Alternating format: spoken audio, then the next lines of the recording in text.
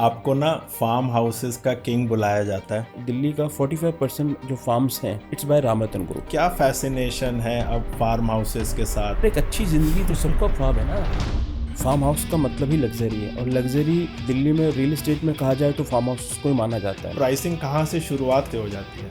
जहाँ गुड़गांव में 5 करोड़ से लेके 100 करोड़ का एक फ्लैट है, तो वहाँ पे 1 करोड़ से लेके 5 करोड़ का फार्म हाउस उनके पास होना मुझे नहीं लगता कोई बड़ी बात। तो मतलब 1 करोड़ में भी फार्म हाउस मिल जाएगा लोगों को? गवर्नमेंट क्यों इतना फोकस दे रही है मुंबई एक्सप्रेसवे के ऊपर? देखिए, ये एक इतिहास बदलने वाला हाईवे, दिल्ली, हरियाणा, राजस्थान, मध्य प्रदेश, गुजरात और बॉम्बे। अब ये प्रोडक्ट आम आदमी का भी है, and I can say Ramratan farm for all. Hi and welcome to another exciting episode of real better podcast. अगर आप लोग भी मेरी तरह सपना देखते हैं कि एक अपना फार्म हाउस होना चाहिए, या अगर आप लोग भी चाहते हैं कि शहर के बाहर थोड़ी सी अपनी ज़मीन होनी चाहिए जहां पर आप जाके वीकेंड स्पेंड कर सकें, तो आज के एपिसोड में आपको बहुत इंसाइट्स मिलने वाले हैं। तो हमारे आज के गेस्ट हैं मिस्टर विजय रामरतन, जो कि किंग हैं फॉर द फार्म हाउसेज। तो आज आपको पूरा इंसाइट मिलने वाला है कि दिल्ली एनसीआर में क्या क्या इंफ्रास्ट्रक्चर बन रहा है और कहां कहां पे best farm houses options available हैं। So let's get started.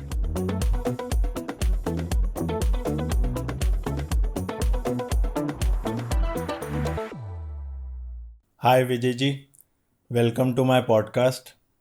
आपको ना फार्म हाउसेस का किंग बुलाया जाता है, तो मेरा बहुत खुशनसीबी है कि आज आपने टाइम निकाला हमारे स्टूडियो में आने के लिए।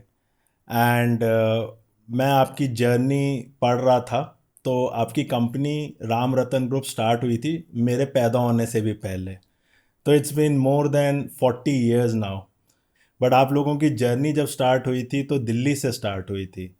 तो दिल्ली के बारे में थोड़ा सा अगर आप हमें बता सकें, दिल्ली में छतरपुर में आप लोगों ने जब शुरुआत करी थी तो कैसे हुई थी वो शुरुआत, और इतनी जर्नी दिल्ली की कैसी रही है आपकी?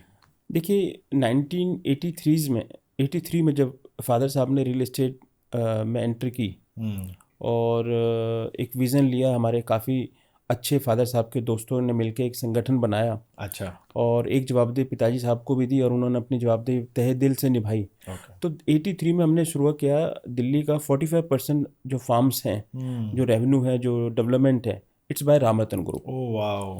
और बड़ा सौभाग्य फील होता है। पर एक मैं आपको ये कहूँगा गौरव जी, एक वो जवाबदेही है जिसको सुनने में जितना अच्छा लगता है कि जी 40 साल हमने आधे फार्म बनाए, मेहनत की, पर सब सारे ग्रुप ने मेहनत की, पर इसको निभाना उतनी ही बड़ी जवाबदेही है। तो अभी आप मेरे को ये बताओ, दिल्ली के अंदर जो छतरपुर और जो फार्म हाउसेस का कल्चर आया, ये दिल्ली वालों का क्या फैसिनेशन है अब फार्म हाउसेस के साथ?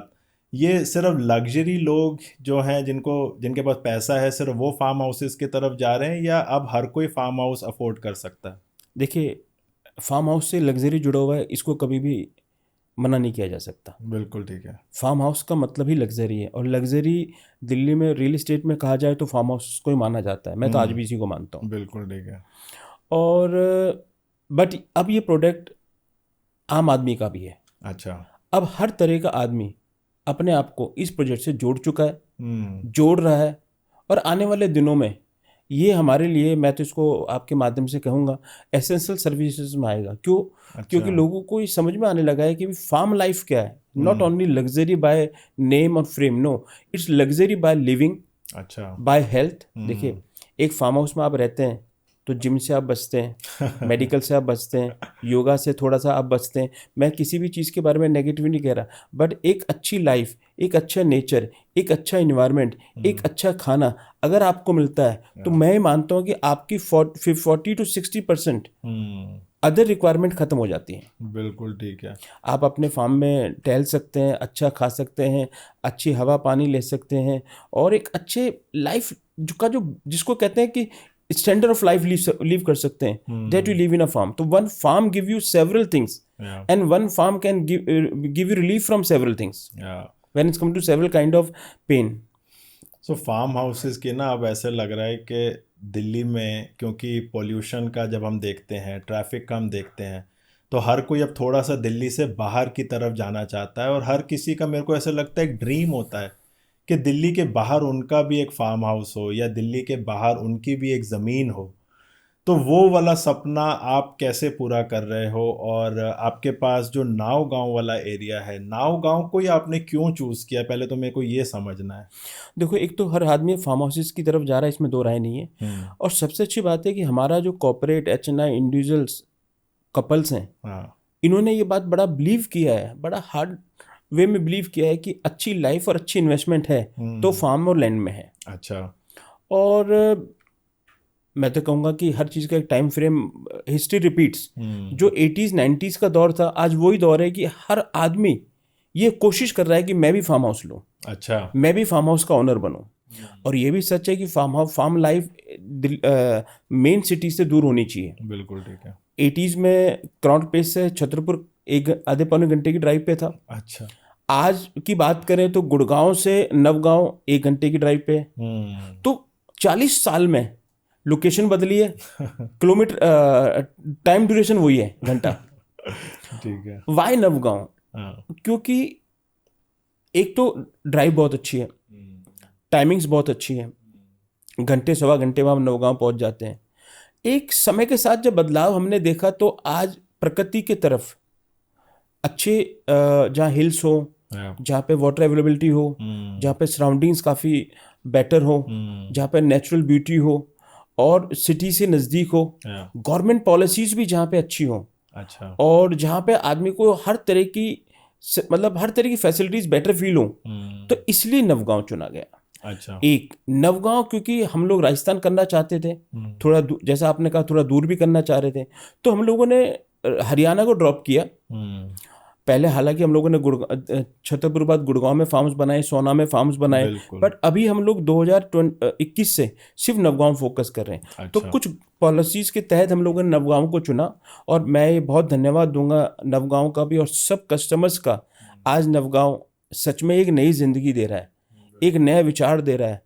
नया गुड़गांव के बाद अच्छा सुनने में लगता है तो नवगांव ही अच्छा लगता है। बिल्कुल ठीक है। आई थिंक उसका जो स्ट्रेटेजिक लोकेशन है ना, बिल्कुल आप सोचो मुंबई एक्सप्रेसवे से लगता हुआ, और जैसे आपने बोला गुड़गांव से भी सिर्फ 1 घंटे की ड्राइव है। आई थिंक वो लोकेशन लोगों को बड़ी पसंद आ रही है, और मुंबई एक्सप्रेसवे से उसको काफ़ी फ़ायदा मिला है। ये बहुत फ़ायदा मिला है, नो डाउट। इंफ्रास्ट्रक्चर जब भी अच्छा आता है, इंफ्रास्ट्रक्चर कनेक्टिविटी जब भी अच्छी होती है, सरकार जब भी किसी भी चीज़ को कहीं अच्छे, दिल्ली से, गुड़गांव से, नोएडा से, इवन सोनीपत से, हर तरह से आज नवगांव कनेक्टेड है। अच्छा। और all thanks to the government infrastructure, all thanks to the government infrastructure. और ये जिस तेज़ी से और अच्छा होता जा रहा है, आने वाले 2 से 5 साल में देखना कि connectivity towards Navgaon, from Mathura, from Jaipur, from old NH8, from Amritsar, from Ludhiana, from Ambala, from Jewar airport, is going to be like a centre place. Navgaon is going to be the centre place. But Gurgaon वालों को तो बड़ा कन्वीनियंट रहेगा, बट दिल्ली वाले भी जा रहे हैं वहाँ पे, क्या दिल्ली वाले भी इन्वेस्ट कर रहे हैं? देखिए, हर आदमी को एक प्राइस टैग मैटर करता है। अच्छा। बिल्कुल दिल्ली वाले जा रहे हैं और बहुत दिल से जा रहे हैं। अच्छा। क्योंकि जो प्राइसिंग आज छतरपुर की है या जो प्राइसिंग आज दिल्ली या गुड़गांव के और फार्म हाउसेस की है, उसको ध्यान में रखते हुए नवगांव की प्राइसिंग अभी भी बहुत अच्छी है, प्रॉफिटेबिलिटी बहुत अच्छी है। तो एक अच्छे इन्वेस्टर, एक अच्छा बायर, फिर वो किलोमीटर नहीं देखता, फिर वो पॉसिबिलिटीज़ को देखता है। उस पॉसिबिलिटीज़ के साथ उसको सेफ्टी क्या मिले, क्या गेनिंग हो रही है, फिर वो उसको भी देखता है। इट्स नॉट ओनली कि भाई गुड़गांव, यस गुड़गांव के अंदर इतने बड़े कॉर्पोरेट लोग हैं, कॉर्पोरेट हाउसेस हैं, उनके लिए ये जर्नी बहुत सुखदायी है, बहुत नज़दीक है। और अभी हम भी अपने लेवल पे काफ़ी कुछ ऐसी चीज़ें ला रहे हैं जो गुड़गांव का एक जो हमारा हाईली एजुकेटेड सोसाइटी है, आप बिलीव करिएगा, अगर उसके पास अगर गुड़गांव में कितने भी घर होंगे वो एक अच्छी बात है, बट उसका एक नवगांव में फार्म होगा, ये मेरा ड्रीम है। मतलब हर किसी का यही ड्रीम होता है कि एटलीस्ट सैटरडे संडे थोड़ा सा शहर से बाहर जाया जाए, थोड़ा सा वहाँ पे टाइम स्पेंड किया जाए। बट मैं आपसे सहमत नहीं हूँ। अच्छा। ये कोई सिर्फ सैटरडे संडे वाला फार्म हाउस नहीं है नवगांव। ओके। 1 घंटा आप जाइए आइए, आप दिन में 2 बार भी आ सकते हैं। अच्छा। देखिए, मैं गुड़गांव से दिल्ली जाता हूँ, कनॉट प्लेस जाता हूँ, गुड़गांव से कनॉट प्लेस जाने मुझे घंटे से 1.5 घंटा या 2 घंटा भी लगते हैं। बिल्कुल लग तो जाता है। Navgaon is the first home, is a day to day home, अच्छा। Is a you can do work from home. आप नवगांव जाइए, घंटे में जाइए, आपको ऑफिस से फोन आता है, आपको कोई प्लस माइनस चीजें होती हैं, आप 1 से 1.25 घंटे के अंदर वापसी गुड़गांव आइए। अच्छा जी। तो it's not only the weekly, no no, is a day to day people. मेरे पास कुछ ऐसे इन्वेस्टर्स हैं, ऐसे बायर्स हैं जो फार्म ले रहे हैं, वो कहते हैं यार we are from corporate, we want to do work from the farm house. वो इस सिटी की रोज की जो ट्रैफिक है, जो परेशानियां जो है, जिसको अवॉइड नहीं कर सकते, बिल्कुल। आज उनके पास ऑप्शन है कि वो इससे हटके जिंदगी जी सकते हैं और एक अच्छी जिंदगी जी सकते हैं। एक जिंदगी और एक अच्छी जिंदगी तो सबका ख्वाब है ना। और स्पेशली जिनके बच्चे हैं, और यहाँ पे दिल्ली एनसीआर में जो बच्चों को एक एस्थमा और पोल्यूशन की वजह से जो प्रॉब्लम होती है, स्पेशली मैं कहूँगा जिनके बच्चे हैं उनको तो सिटी से बाहर थोड़ा सा जाके देखना ही चाहिए। नहीं, मैं तो कहूँगा बच्चे और जिनके सीनियर्स हैं हाँ। उनको भी। आज आप कितने बच्चे जिम में चले जाएंगे, मैं किसी चीज़ को क्वेश्चन नहीं कर रहा, वहाँ पे आप एसी चलवाते हैं बिकॉज ऑफ एयर, बिल्कुल आपको ठीक सोचना पड़ता है। है। आप अपने पेरेंट्स की सोचिए, आज उनको आपने कंक्रीट में डाल दिया है, आप अच्छे से अच्छे, आप अच्छी सर्विसेज उनको दे रहे हैं, फैसिलिटीज दे रहे हैं, बट जो एक नेचुरल एयर है आप उससे दूर हैं। तो उसके लिए सीनियर्स भी के लिए भी फार्म हाउस देखा जा रहा है। मैं अपने पेरेंट्स के लिए फार्म देखता हूँ और अपने चिल्ड्रंस के लिए फार्म देख रहा हूँ, तो मैं 2 जनरेशन के लिए फार्म देख रहा हूँ। And I can say Ram Ratan farm for all, I am very clear. पहले दिल्ली वालों का जो फैसिनेशन होता था वो शिमला और मसूरी की तरफ होता था। लोग ना वहाँ पे एक सेकंड होम लेके रखते थे, बट वहाँ जाना अब इतना मुश्किल हो गया है, इतना ज़्यादा वहाँ पे कंजस्टेड ट्रैफिक होता है कि अब शायद जिन्होंने घर लिया वो जा भी नहीं पाते। देखो, मैं तो ये कहूँगा कि वो तो खैर इंसान का अपना सोच है और अपना लाइकिंग है, मैं हर वक्त इस तरह की बात ही करना चाहता हूँ।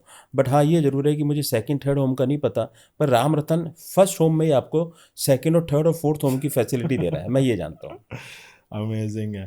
तो वहाँ पे प्राइसेस स्टार्ट कहाँ से हो जाते हैं? क्या वहाँ पर भी लोगों को करोड़ों इकट्ठे करने पड़ेंगे एक फार्म हाउस लेने के लिए, या क्या वहाँ पे प्राइसिंग कहाँ से, शुरुआत कहाँ से हो जाती है?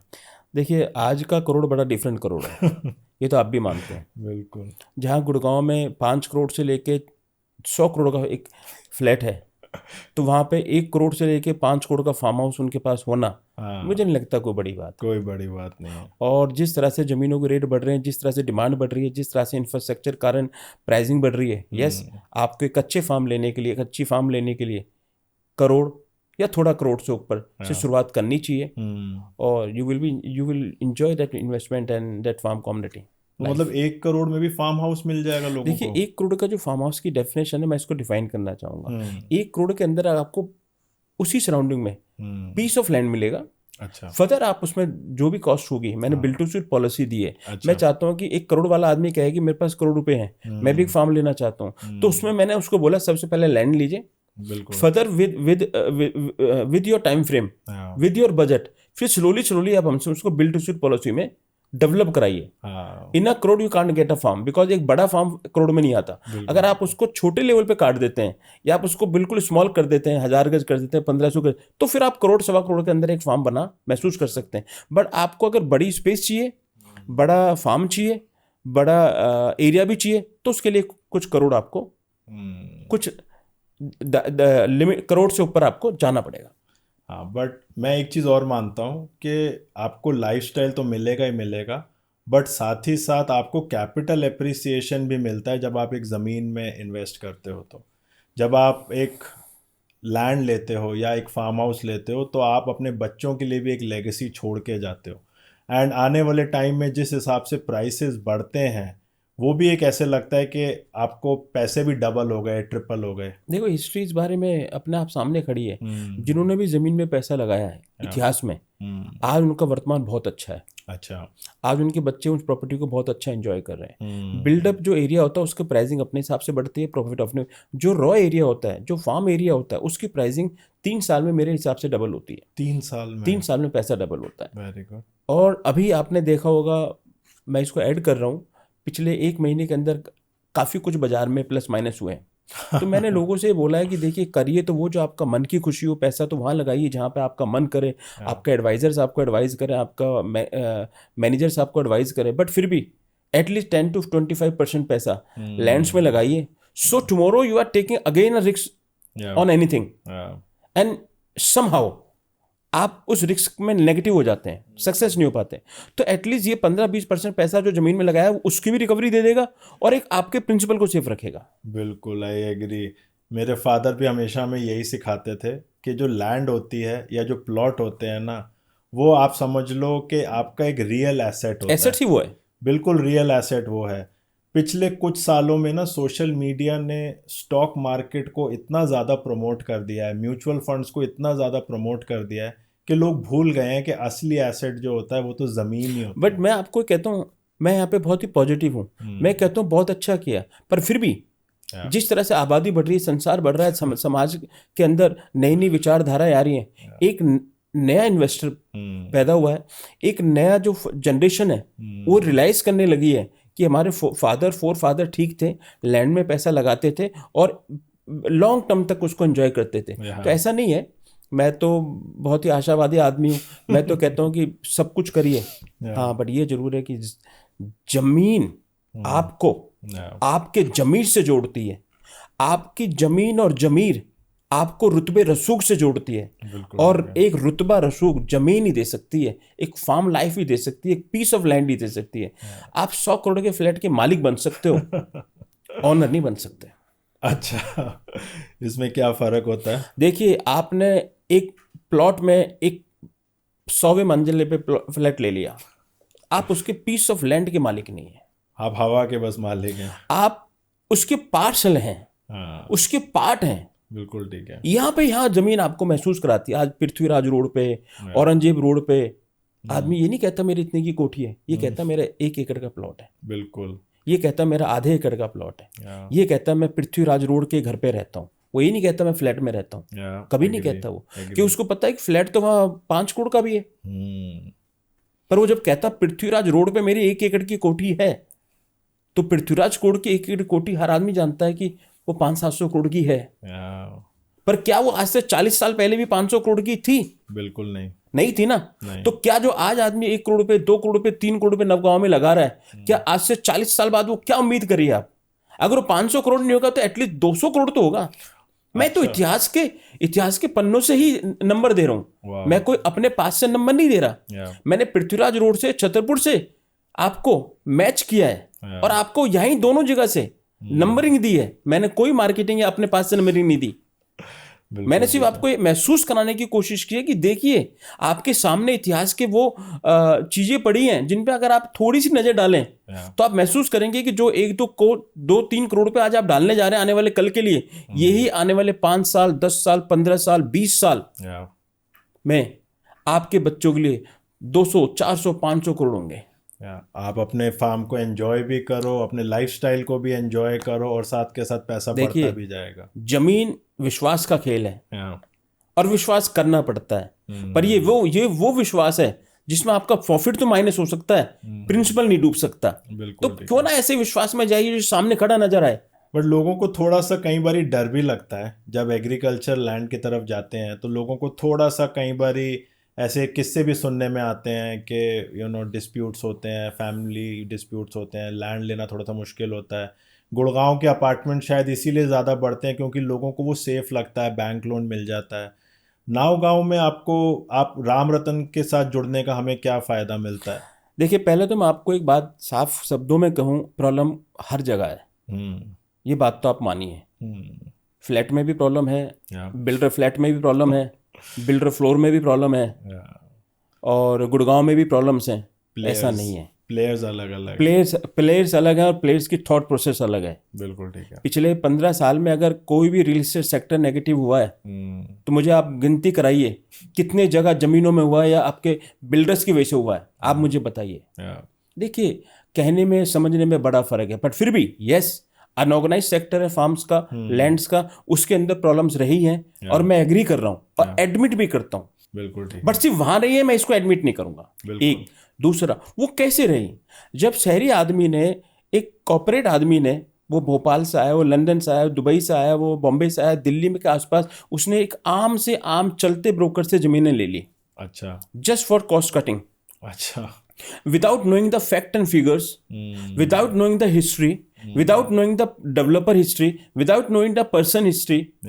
तो whenever you go like this, everywhere in every field आप कहीं ना कहीं डिसअपॉइंट रेशियोज होते हैं 5% 10%।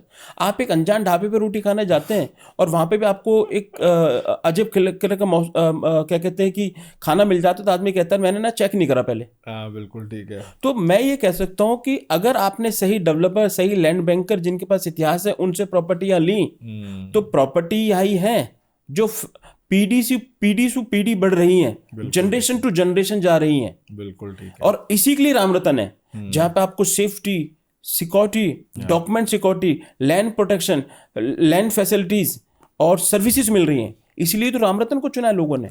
रामरतन कुछ खास है क्योंकि इसका अपना इतिहास, और हमारा इतिहास क्या है कि हमने डिलीवरी दी है, हमने रिस्पॉन्सिबिलिटीज ली है, हमने प्रोटेक्शन दी है, हमने अपनी तरफ से पूरी कोशिश करी है कि पैसे से समझौता हो, प्रॉफिट से समझौता हो, इंसान की प्रिंसिपल से समझौता ना हो, और अपने नाम से समझौता ना हो, और मैं ये करने भी नहीं दूंगा अपनी चलती में। तो अभी गवर्नमेंट भी जो है काफ़ी जोर लगा रही है एग्रीकल्चर लैंड के टाइटल्स को क्लियर करने के लिए। आप भी काफ़ी बैठते हो लोगों के साथ, बड़े बड़े लोगों के साथ, तो कुछ गवर्नमेंट की भी पॉलिसीज़ अभी आ रही हैं, कुछ ऐसा कुछ खबर हो आपको, कुछ ऐसी पॉलिसीज़ आ रही हो? जैसे अभी हरियाणा में मैंने सुना था पीपीपी आ रहा है, परिवार पहचान पत्र।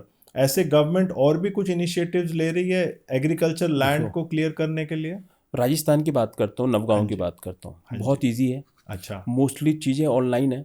अच्छा। अभी रजिस्ट्री हो रही है, आधे घंटे बाद आपको रजिस्ट्री मिल रही है, और होपफुली डिपेंडिंग ऑन द तहसील कुछ जगह ऑनलाइन होगी, 1 घंटे के अंदर मोटेशन आपकी आ रही है आपके पास। What you need, everything online. अच्छा, एवरी पॉइंट ऑनलाइन। तो राजस्थान इस मामले में फिर आगे चल रहा है? राजस्थान इस मामले में काफ़ी आगे चल रहा है। फैसिलिटीज़ वहाँ पे काफ़ी अच्छी हैं, पॉसिबिलिटीज। और राजस्थान कहाँ है? नवगांव इन अलवर। अलवर इज एनसीआर, तो इट्स नॉट कंप्लीट राजस्थान। क्यों राजस्थान जब आप कहते हो तो बहुत बड़ा शब्द है राजस्थान, बट हम बात करते हैं रामरतन नवगांव की, हम बात करते हैं रामरतन नवगांव अलवर में, और अलवर एनसीआर का पार्ट है। मैं इसको रिमाइंड करा रहा हूँ।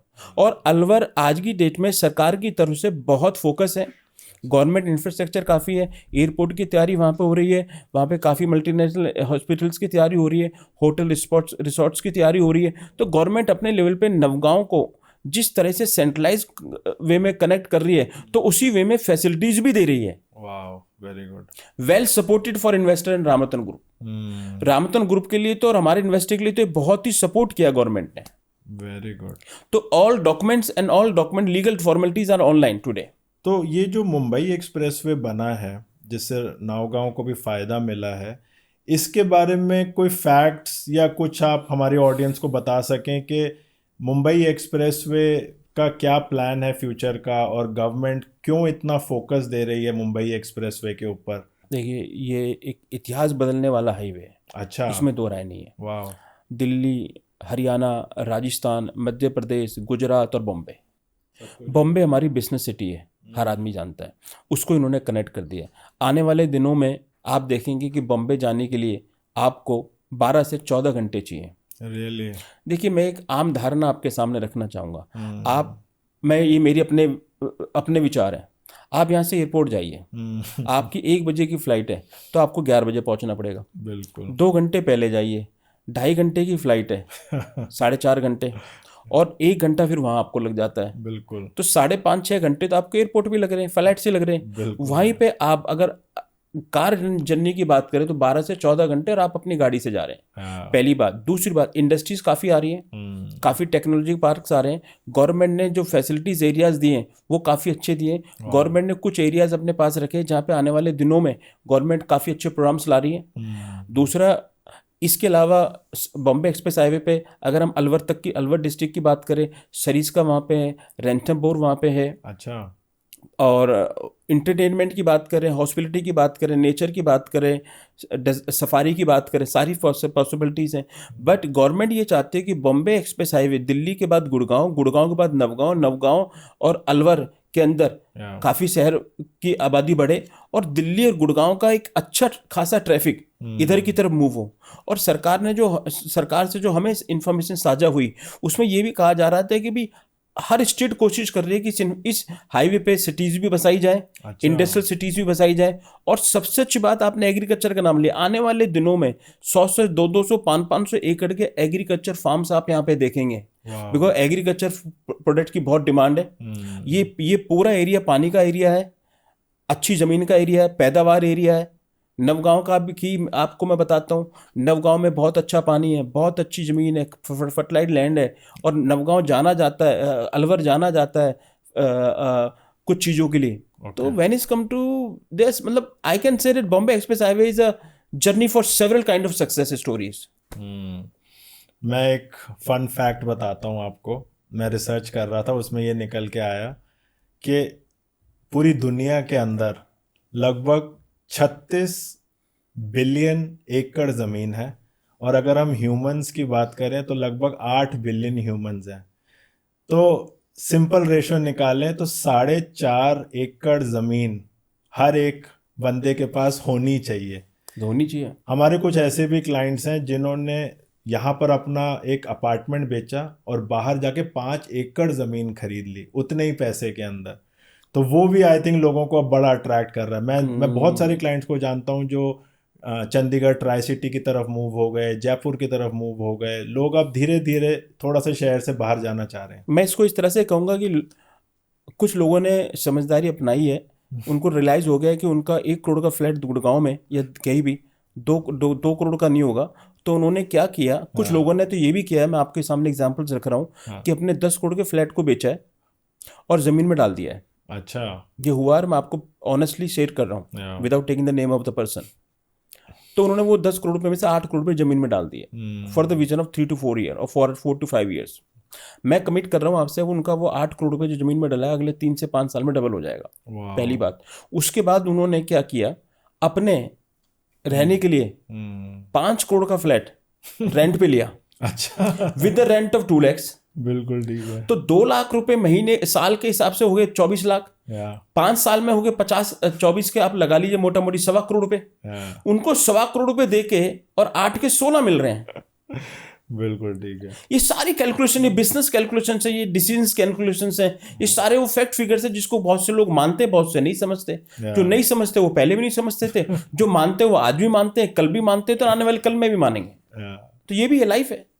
सारा दिन रील्स आती रहती हैं कि घर मत खरीदो, रेंट पे रहो, बट कोई ये आप वाला पॉइंट नहीं बताता कि उन्होंने रेंट पे तो वो रह रहे हैं, बट उन्होंने इन्वेस्टमेंट ऑलरेडी लैंड में कर रखी है। देखो, मैं ये चाहूँगा कि घर आदमी का पुख्ता चीज़ है, घर अपना जरूर होना चाहिए। बट क्या है कि जब घर की वैल्यू इतनी बढ़ जाए कि उसके अच्छे पैसे मिले, ये मेरा पर्सनल व्यू है, मैं इसमें कभी किसी के लिए इंटरफेयर नहीं करूँगा, तो घर भी बदल लेना चाहिए। कुछ पैसे अगर और इन्वेस्ट करने चाहिए और उस पैसे से आने वाले कल के लिए एसेट्स बनाने चाहिए। ये हर आदमी का अपना पर्सनल थॉट्स है, पर्सनल व्यू है। बट अभी क्या हो रहा है ना, अभी अगर हम देखें तो इस समय गोल्ड अपने ऑल टाइम हाई पे चल रहा है। स्टॉक मार्केट में बहुत ज़्यादा वॉलेटिलिटी है पिछले कुछ दिनों से, तो एकदम से बढ़ रहा है, एकदम से गिर रहा है। उधर से ट्रम्प की कोई ना कोई न्यूज़ आ जाती है, तो थोड़ा सा मार्केट के अंदर इस समय अनसर्टेनिटी है। वहाँ पे लैंड या वहाँ पे रियल एस्टेट क्या रोल प्ले करता है? देखो, आने वाले टाइम रियल एस्टेट काफ़ी बड़ा रोल अदा करेगा, आज भी कर रहा है और आने वाले दिनों में बहुत बड़ा करेगा। इंफ्रास्ट्रक्चर को ध्यान में रखते हुए, इंफ्रास्ट्रक्चर के एरियाज़ को ध्यान में रखते हुए, न्यू सिटीज़ को तैयार करते हुए, तो बहुत बड़ा रोल रियल एस्टेट अदा करने वाला है। बट मैं ये कहूँगा कि रियल एस्टेट में भी रामरतन नवगांव या रामरतन ग्रुप की बात करें तो मैं अपनी तरफ से आपको ये कहना चाहूँगा कि कुछ भी करिए, मेरा फिर वही वर्ड है, मेरे ग्लोबल वर्ड से, कुछ भी करिए, कहीं भी इन्वेस्ट कीजिए, but don't forget to invest in lands and farms. Okay. Because ultimately अगर कहीं भी कुछ प्रॉब्लम आती है तो ये प्रिंसिपल अमाउंट जो आपका जमीन में लगा हुआ है, ये जो पीस ऑफ लैंड में लगा हुआ है, एटलीस्ट कल को आप इससे एग्जिट लेके अपने फर्दर इन्वेस्टमेंट जो आपकी माइनस हुई है, चाहे वो टैरिफ के कारण हुई है, चाहे वो शेयर मार्केट के कारण हुई है, चाहे वो किसी भी कारण हुई है, एटलीस्ट रियल एस्टेट प्रोडक्ट में आपका प्रिंसिपल कहीं नहीं जाता, आपका प्रॉफिट माइनस होता है, प्रिंसिपल माइनस नहीं होता। और जिन सेक्टर्स को आपने बोला है, चाहे वो शेयर बाजार है, चाहे सारा कुछ है, देखिए सबने वहाँ बहुत पैसा कमाया है, बिल्कुल ठीक, पर रेशो माइनस होने वाले की बहुत है, पर जो माइनस हुए उनके पास प्रिंसिपल भी नहीं है आज। असल भी वापस नहीं मिलती। असल भी वापसी नहीं आता। बट ठीक है, मार्केट है, मार्केट की अपनी चॉइस, और मैं उस चॉइस को रिस्पेक्ट भी करता हूँ कि जिसने जैसे मार्केट में पैसा लगाया वो उसके अपना व्यू है, अपना विजन था, वो अच्छा ही सोच के लगाया होगा। मैं तो चाहता हूँ कि कहीं भी आदमी पैसा लगाया, एज अ विजय रामरतन, मैं चाहता हूँ इंसान ने कहीं भी अपनी मेहनत का पैसा लगाया वो सेफ भी रहे, वो सिक्योर भी रहे और प्रॉफिटेबल भी रहे। बिल्कुल ठीक है। मैं इस मामले में नैरो नहीं हूँ। बट आने वाले जो 10-15 साल है, हर कोई कहता है कि इंडिया की ग्रोथ स्टोरी अब स्टार्ट हो रही है, और इंडिया में अभी जो है अगले 10 से 15 साल रियल एस्टेट बूम आना है। उसमें आपका क्या विचार है? Do you agree? 100% agree, because दो जनरेशन का मामला है। अच्छा। एक नई जनरेशन अपने आप में देखिए, हमारी जो जनरेशन है, like today we are in around 45-46, हमारे बच्चे सब काम कर रहे हैं, हमारे पेरेंट्स भी काम कर रहे हैं। तो 2 या 3 जनरेशन जो आपस में इस टाइम मार्केट में है, ये एक बहुत आने वाले कल के लिए बहुत कुछ होने जा रहा है। अच्छा। बहुत पॉसिबिलिटीज हाई हैं, इंटरनेशनल इन्वेस्टमेंट्स काफ़ी आ रही है, सरकार इंफ्रास्ट्रक्चर इतना दे रही है, उसके कारण काफ़ी ग्रोथ हो रही है। मैं तो कहता हूँ अगले 20 से 25 साल कहीं मार्केट जाने वाली नहीं है। नंबर थोड़े घटेंगे, थोड़े बढ़ेंगे, ये तो चलो लाइफ है, चलता रहेगा, बट बहुत अच्छा समय है, सही समय है, संगठन का समय है, ग्रुप्स ऑफ पीपल्स का समय है, ग्रुप ऑफ इन्वेस्टमेंट्स का समय है, और एक अच्छी जवाबदेही के साथ एक अच्छे लोगों से जुड़ के अपनी मेहनत का पैसा लगा के उसको एंजॉय करने का समय है। ये जरूर आपको डिसीजन लेना पड़ेगा कि आपने पैसा लगाया कहाँ है। ये सोचना सही पड़ेगा कि पैसा सही लगे, सही आदमी के पास लगे, जिसके पास समझ है उसके पास पैसा लगे। अब आपने जिनके पास जानकारी नहीं, उनके ऊपर पैसा लगा के आपने कहा जी मैं लुट गया, वो तो फिर बेकार की बात है ना जी। उस पर तो आप क्या कह सकते हैं। अब एक क्विक रैपिड फायर राउंड खेलेंगे। मैं आपसे फटाफट क्वेश्चन पूछूंगा और आपने मेरे को जवाब देना है। टेल मी, कैमिलियाज और छतरपुर? छतरपुर। दिल्ली और गुड़गांव? दिल्ली। गुड़गांव और राजस्थान? बोथ। सोना या Naugaon? Navgaon. Tell me, India और abroad? India. Business in India और abroad? India. Tell me your dream home? My father's home. Chhatarpur में जहाँ पर भी रह रहे जहाँ पिताजी साथ में रहता हूँ। Excellent excellent. एक अब हम आपके साथ एक गेम खेलेंगे, इसका नाम है टाइम मशीन। आपको हम एक दूरबीन देंगे, एक बाइनोकुलर्स हैं, बहुत जादुई बाइनोकुलर्स हैं वो, जिसमें से आपको ना 2050 दिखेगा। तो सर इसमें से आपको देखना है और हमें ये बताना है कि आपको क्या फ्यूचर दिख रहा है, कैसे आपको नावगांव दिख रहा है, गुड़गांव दिख रहा है, दिल्ली दिख रहा है, क्या फ्यूचर है अब हमारा? भविष्य की उम्मीद हर वक्त अच्छी, हाँ जी, तरक्की वाली, हाँ जी, खुशी वाली बिल्कुल और बढ़िया होनी चाहिए। बिल्कुल ठीक है। जिस तरह का आज का दौर है, जहाँ वर्तमान में आज हम लोग खड़े हैं, भविष्य बहुत उज्जवल है। अच्छा। भविष्य बड़ा अच्छा है और नई जनरेशन बहुत फास्ट है। चीज़ें बहुत फास्ट होंगी, हमें अपने आप को बदलना होगा, हमें समय के साथ परिवर्तनशील संसार की तरफ मूव करना पड़ेगा। मैं ये देख रहा हूँ आने वाले 25 से 50 साल के बीच में जो हमारा रहन है, सहन है, खाना पीना सब बदलता हमें नज़र आ रहा है। अच्छा जी। पर मेरी अभी भी कोशिश यही है कि हमारा विचार और व्यवहार ना बदले। तो हम आने वाले 25 से 50 साल में 2 जनरेशन चेंज होनी है और हम एक अच्छे मकाम पे, एक अच्छे मुल्क की तरह, एक अच्छे देश की तरह, एक अच्छे व्यापारिक समाज की तरह, एक व्यवहारिक परिवारों की तरह अपने आप को आने वाले दिन में खुश नसीब होते फील भी कर रहे हैं और दूर से नज़र आ रहा है। बिल्कुल ठीक है, बहुत ही अच्छा है। बट अभी क्या हो रहा है, अभी तो अर्बनाइजेशन चल रही है, हर किसी को दिल्ली, मुंबई और टॉप सिटीज़ के अंदर पहुंचना है। देखो ये बदल जाएगा। अच्छा। अब 2 टायर 3 टायर सिटीज जिस तरह से डेवलप हो रही हैं, जिस तरह से टेक्नोलॉजी वहाँ जा रही है, जिस तरह से डिजिटल सिस्टम्स वहाँ जा रहे हैं, जिस तरह से कंपनीज वहाँ जा रही हैं, मैं पीछे काफ़ी ऐसी जगह, ऐसे शहरों में होकर आया हूँ जहाँ पे आपको दिल्ली की तरह सब कुछ मिलता है। अच्छा जी। सब कुछ आपको वहाँ प्रोवाइड होता है और सारी सर्विसेज हैं। आप दूर के जाते हैं, रामरतन नवगांव की बात करते हैं, रामरतन नवगांव के 5 किलोमीटर के रेडियस में आपके पास सरिस्का भी है। अच्छा। रिसोर्ट्स एंड होटल्स भी हैं, हजारों 1500 साल पुराने मंदिर भी हैं, हल्दीराम से लेके हर सारे मॉडर्न एनिमिटीज़ भी हैं, स्टारबक्स कॉफ़ी भी है। अच्छा। आपके पास वहाँ पे सारे मॉडर्न फूड्स भी हैं, मैकडोनल्ड्स मैकडोनल्ड्स भी हैं। आपके पास वहाँ पे बहुत पॉसिबिलिटीज हैं हाँ, हर चीज को करने की।